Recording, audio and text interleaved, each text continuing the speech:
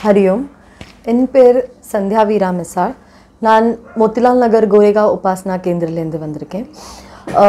நான் இன்றைக்கி உங்களோட ஷேர் பண்ண போகிற எக்ஸ்பீரியன்ஸ் எங்கள் மாமியார் ரொம்ப வருஷம் முன்னாடி எக்ஸ்பீரியன்ஸ் பண்ணது.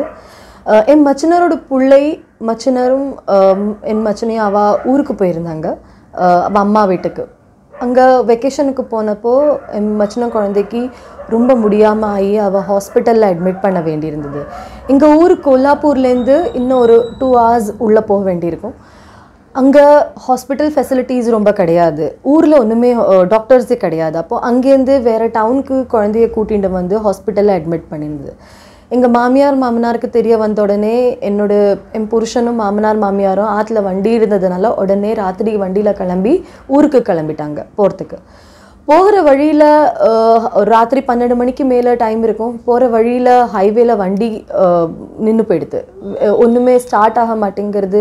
அக்கம் பக்கம் மெக்கானிக் ஷாப்ஸ் கிடையாது, ஒரே இருட்டு, ஒத்துருமே தெரியலை. ஹைவேல 2 பக்கம் ரோட்லேயும் ஒரு மனுஷனும் தெரியலை.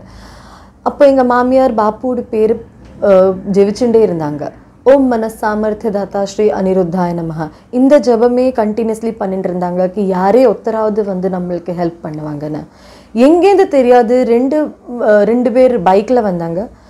பைக்கில் வந்துச்சுன்னா இருங்கோ உங்கள் வண்டி கேடு வந்துடுத்தா, இருங்கோ நாங்கள் சரியாக்குறோன்னு சொல்லிட்டு பின்னாடி உட்காண்டிருந்தவர் இறங்கி என் புருஷனை உட்கார சொன்னாங்க.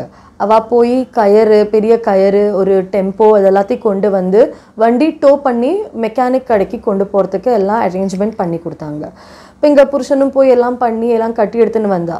அப்போது வண்டி கட்டி டோ பண்ணுறதுக்கு ரெடியான உடனே, கிளம்புறதுக்கு ரெடியான உடனே மாமியார் கண்ணாடி கொஞ்சம் கீழே ஆக்கி பார்த்தா. கண்ணாடி கீழே ஆக்கி பார்த்த உடனே இது 2 பேர் கண்ணாடியிலேருந்து பார்த்தாங்க. ஒருத்தர் கண்ணாடி போட்டுட்டு இருந்தார், இன்னொருத்தர் பக்கத்தில் நின்றுட்டு இருந்தார். கண்ணாடி போட்டுட்டு இருந்தவர் சுச்சிதாதா மாதிரியே இருந்தாங்க பார்க்கறதுக்கு.